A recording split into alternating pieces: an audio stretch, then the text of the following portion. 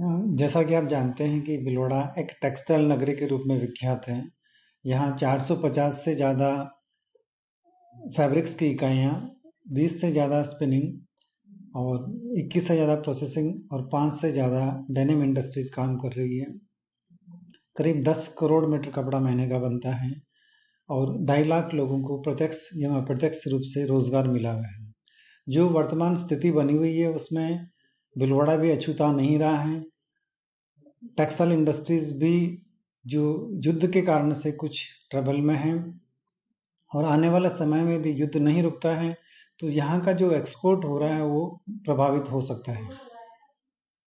वर्तमान में कहाँ रुका हुआ है एक्सपोर्ट? वर्तमान में जो एक्सपोर्ट के ऑर्डर्स हैं वो होल्ड पे हैं, या तो लोकल लेवल पर रुके हुए हैं या फिर पोर्ट पर रुके हुए हैं या फिर पार्टीज ने उसको होल्ड करवा दिए हैं। तो स्थिति लंबे टाइम तक यही रही तो हमारा एक्सपोर्ट बिल्कुल इससे अफेक्टेड हो सकता है। तो भीलवाड़ा से क्या क्या एक्सपोर्ट होता है, कौन से देश में होता है, कितना होता है? भिलवाड़ा से यार्न की बात करें तो बांग्लादेश और यूरोपियन कंट्रीज में एक्सपोर्ट होता है, कुछ गल्फ में भी होता है। और फैब्रिक्स की बात करते हैं तो मोस्टली गल्फ कंट्रीज और यूरोपियन कंट्रीज में एक्सपोर्ट होता है। तो चूंकि भिलवाड़ा का कपड़ा ज़्यादातर गल्फ कंट्रीज में एक्सपोर्ट होता है, गल्फ कंट्री पूरी तरह से युद्ध से प्रभावित है, तो वहाँ आवाजाही बिल्कुल रुक गई है, तो हमारा फैब्रिक्स भी इससे अफेक्टेड हो रहा है। कितना एक्सपोर्ट होता है सर? टोटल हमारा करीब 800 से 1000 करोड़ का हमारा फैब्रिक्स का एक्सपोर्ट है, तो वो लगभग अभी प्रभावित हो रहा है। सर तो वहाँ क्या आयात करते हो जिसका प्रभाव युद्ध में देखा जा रहा है?